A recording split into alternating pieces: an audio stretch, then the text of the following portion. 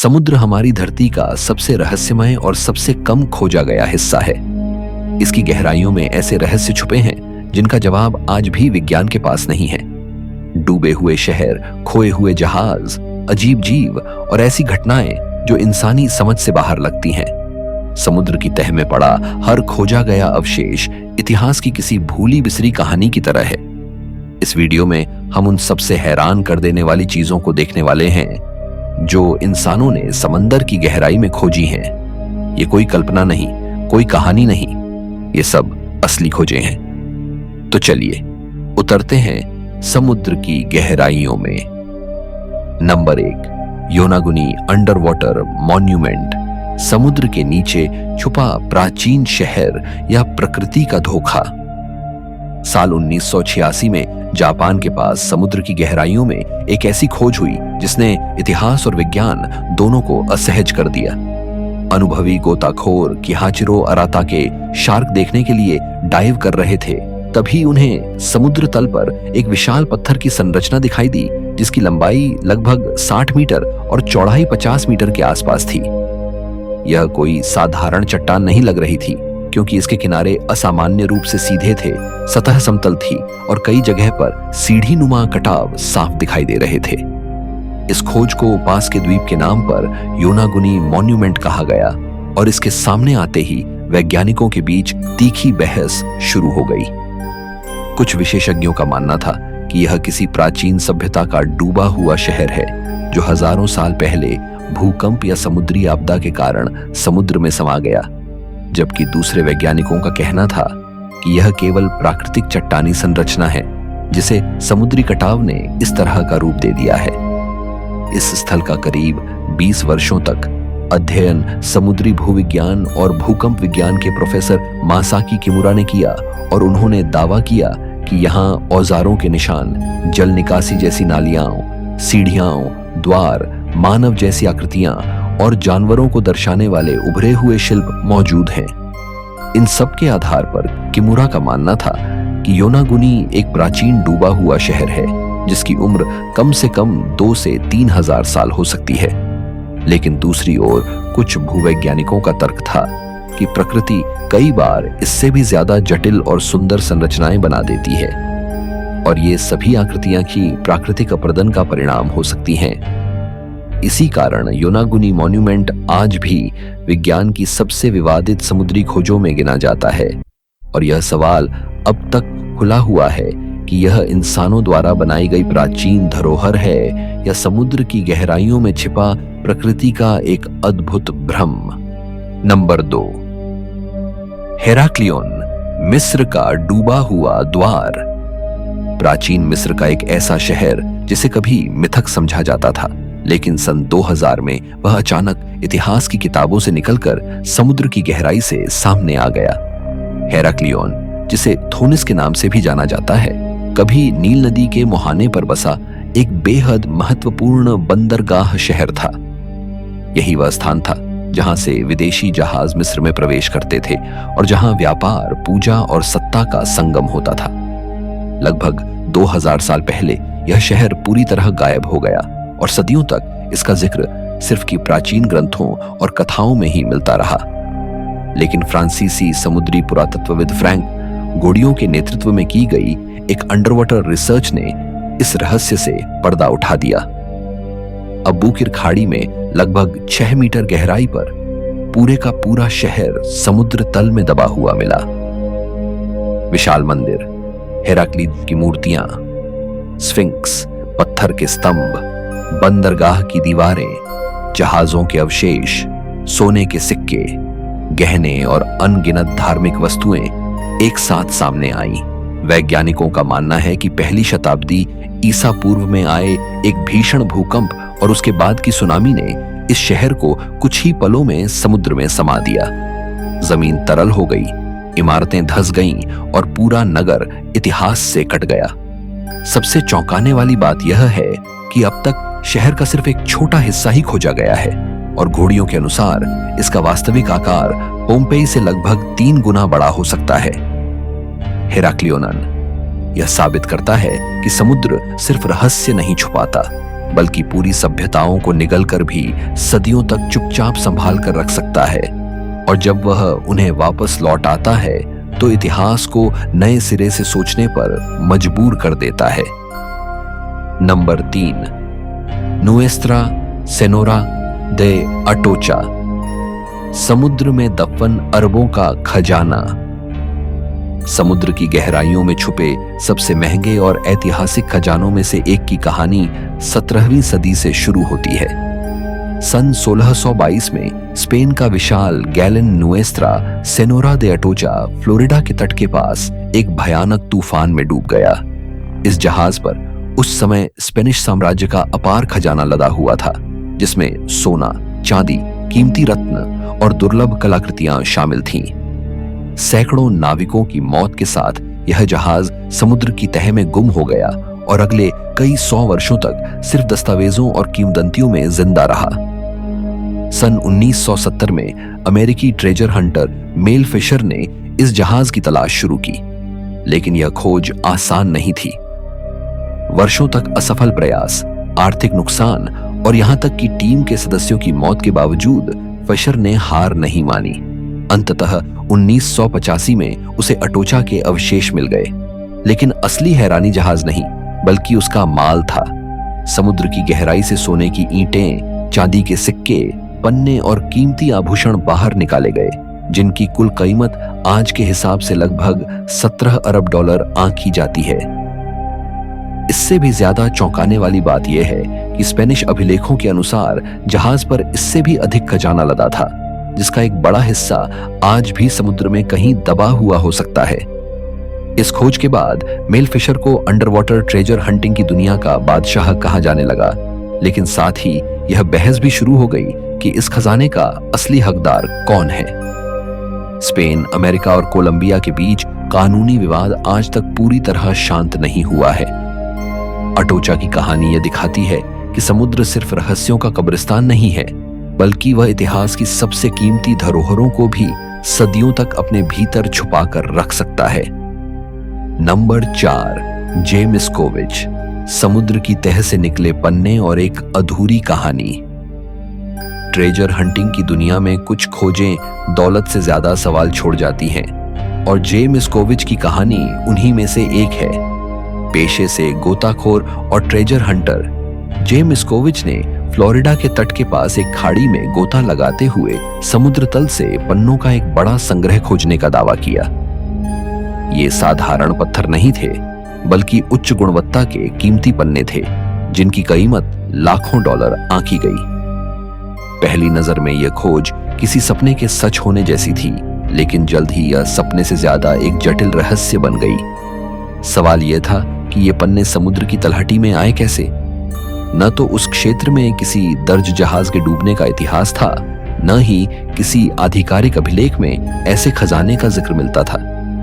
जैसे ही यह खबर बाहर आई, अमेरिकी सरकार, वैज्ञानिक और पुरातत्व विशेषज्ञ मामले में शामिल हो गए।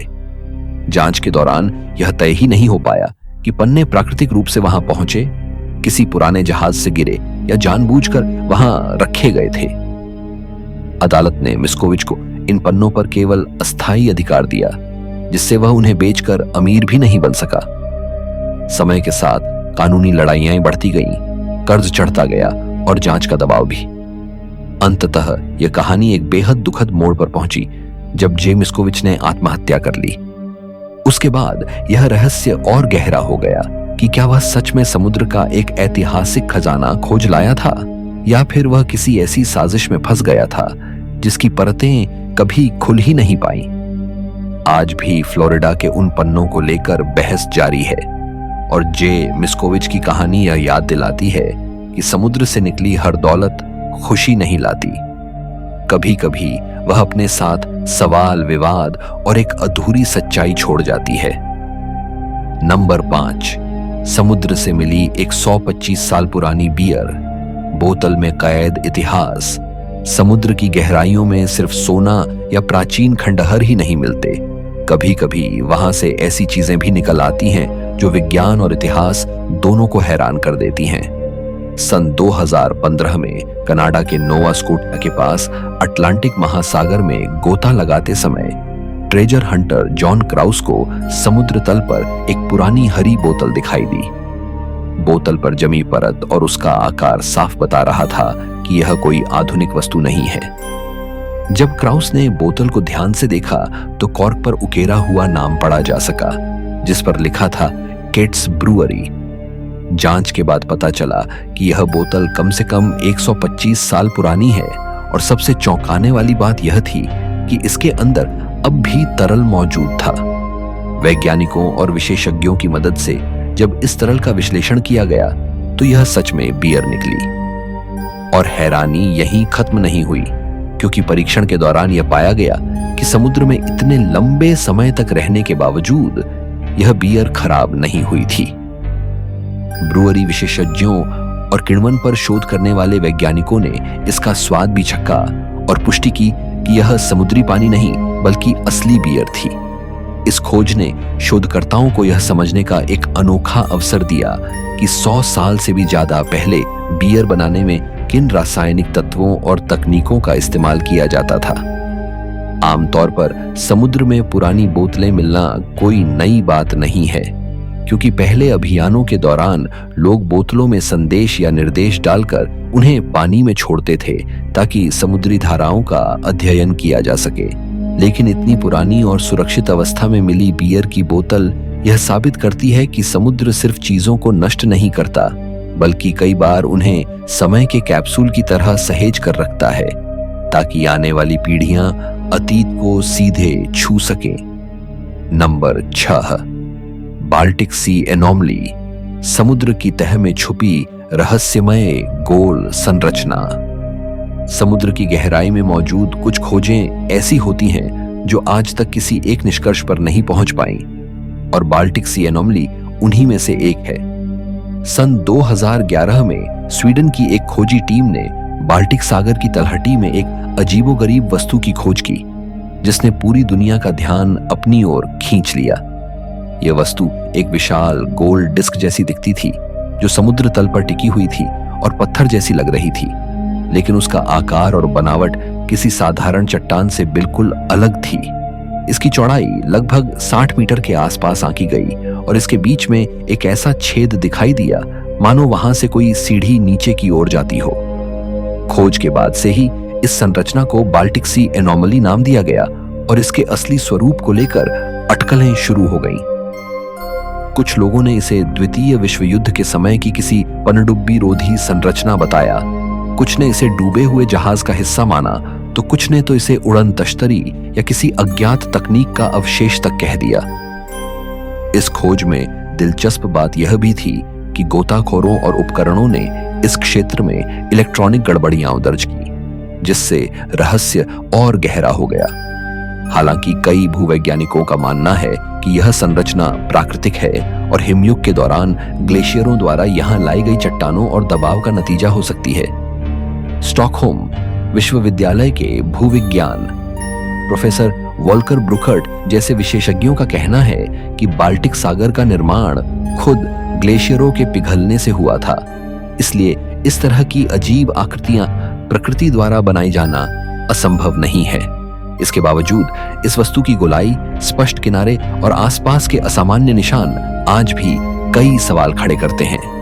यही वजह है कि बाल्टिक सी एनोमली अब तक समुद्र की सबसे रहस्यमय खोजों में गिनी जाती है, और यह तय करना मुश्किल है कि यह प्रकृति की एक अनोखी कलाकृति है या समुद्र की गहराई में छुपा कोई ऐसा रहस्य जिसे इंसान अब भी समझने के लिए तैयार नहीं है। नंबर 7, सिनोटे एंजेलिटा, पानी के नीचे बहती रहस्यमय नदी।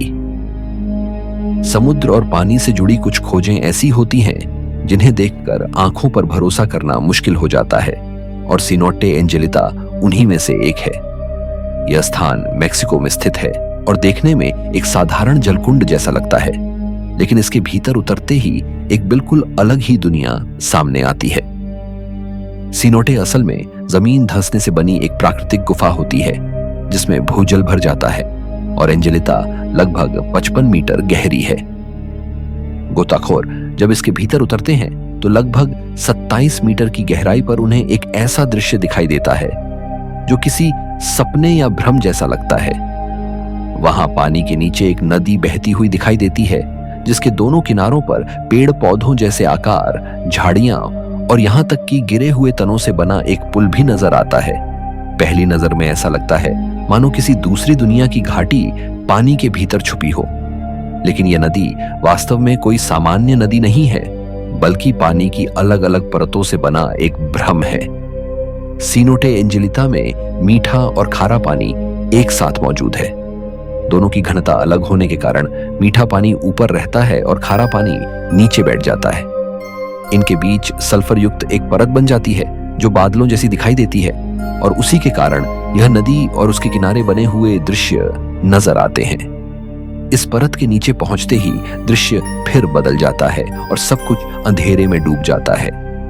सीनोटे एंजेलिता न सिर्फ एक प्राकृतिक चमत्कार है, बल्कि यह भी दिखाता है कि प्रकृति बिना किसी सभ्यता या इंसानी हस्तक्षेप के भी ऐसे दृश्य रच सकती है जो किसी विज्ञान कथा से कम नहीं लगते और जो आज भी गोताखोरों और वैज्ञानिकों को हैरान करते हैं।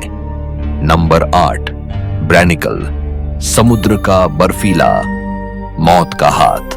पानी के भीतर मौजूद कुछ प्राकृतिक घटनाएं इतनी खूबसूरत होती हैं कि पहली नजर में उन पर से नजर हटती ही नहीं, लेकिन वही घटनाएं जीवन के लिए बेहद विनाशकारी भी साबित हो सकती हैं। ब्रैनिकल, जिसे आइस फिंगर ऑफ डेथ कहा जाता है, ऐसी ही एक दुर्लभ और खतरनाक समुद्री घटना है। इसे पहली बार सन 1974 में समुद्र विज्ञानी मार्टिन सिल्जे ने दर्ज किया था। यह घटना पृथ्वी के ध्रुवीय क्षेत्रों में होती है, जहां समुद्र की सतह पर मोटी बर्फ जम जाती है। जब खारे समुद्री पानी की ऊपरी परत जमने लगती है तो उसमें मौजूद नमक बाहर निकल जाता है, जिससे नीचे का पानी और भी ज्यादा खारा, भारी और अत्यधिक ठंडा हो जाता है। यह अत्यंत ठंडा खारा पानी ऊपर की बर्फ से एक पतली नली की तरह नीचे की ओर बहने लगता है, और इसी प्रक्रिया में एक लंबी बर्फीली संरचना बनती है जो दिखने में किसी उलटे लटकते हुए बर्फ के खंभे जैसी लगती है। यह ब्रैनिकल धीरे धीरे समुद्र की सतह से नीचे की ओर बढ़ता है, और जैसे ही यह समुद्र तल तक पहुंचता है, वहां मौजूद हर जीव के लिए मौत बन जाता है। इसकी अत्यधिक ठंडक आसपास के पानी को तुरंत जमा देती है, जिससे समुद्री तारे, मछलियां, शैवाल और अन्य छोटे जीव एक एक करके जमे हुए मूर्तियों की तरह मर जाते हैं। देखने में यह दृश्य बेहद सुंदर और शांत लगता है, लेकिन वास्तव में यह समुद्र की सबसे क्रूर प्राकृतिक प्रक्रियाओं में से एक है। ब्रैनिकल यह दिखाता है कि समुद्र की दुनिया जितनी रहस्यमय और आकर्षक है, उतनी ही निर्दयी भी हो सकती है, जहां सुंदरता और विनाश अक्सर एक ही रूप में मौजूद रहते हैं। नंबर 9, सी एंजेल, सुंदरता के पीछे छुपा निर्दयी शिकारी। समुद्र की दुनिया में कुछ जीव ऐसे हैं जो देखने में बेहद सुंदर और नाजुक लगते हैं, लेकिन असलियत में वे कुशल और खतरनाक शिकारी होते हैं। सी एंजेल ऐसा ही एक जीव है। यह एक प्राचीन समुद्री घोंघा है जो विकास की प्रक्रिया में अपना खोल खो चुका है, लेकिन बदले में उसने पारदर्शी पंख जैसे ढांचे विकसित कर लिए हैं, जिनकी वजह से यह पानी में उड़ता हुआ सा दिखाई देता है।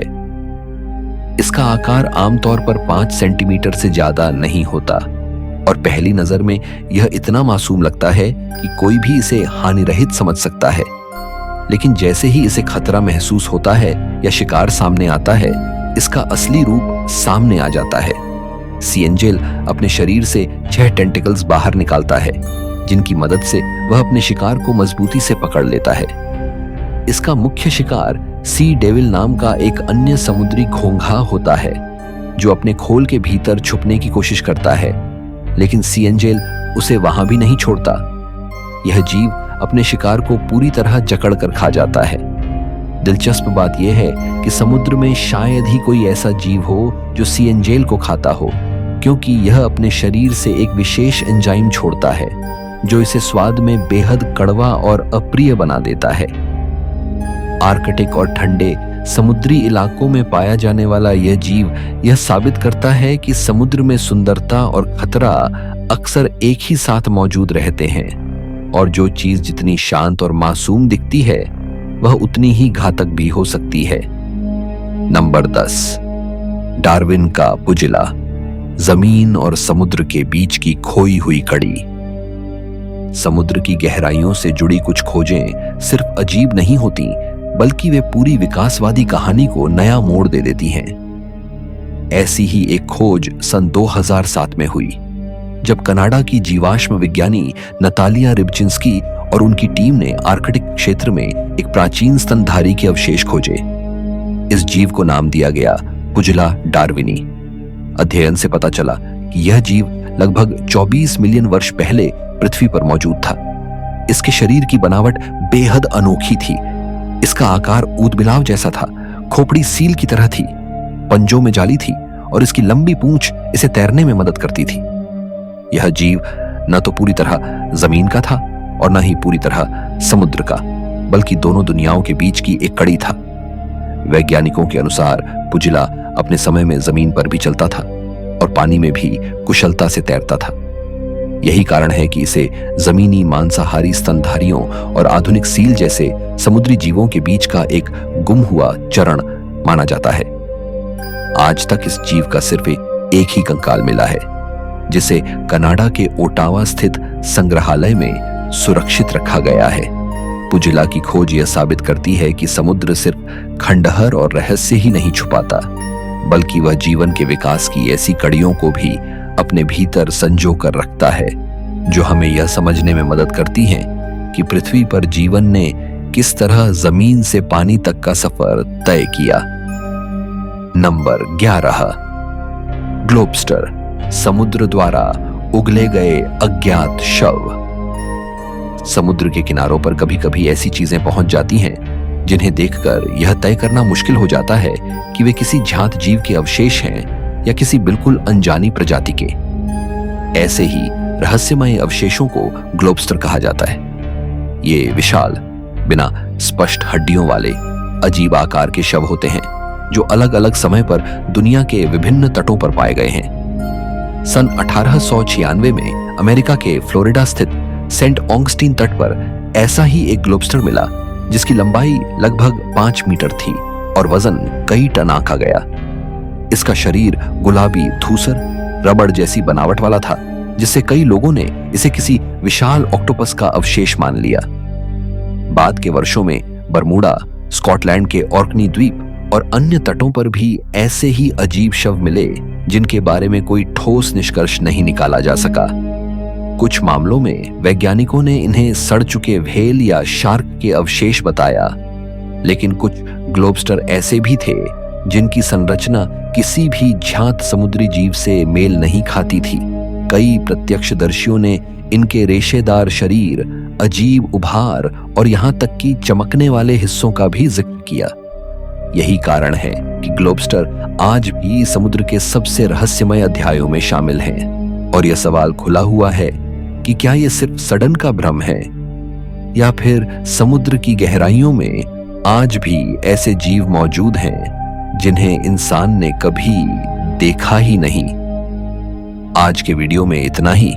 समुद्र की गहराइयों में छुपे ये रहस्य हमें याद दिलाते हैं कि हमारी धरती का एक बड़ा हिस्सा आज भी अनजाना है।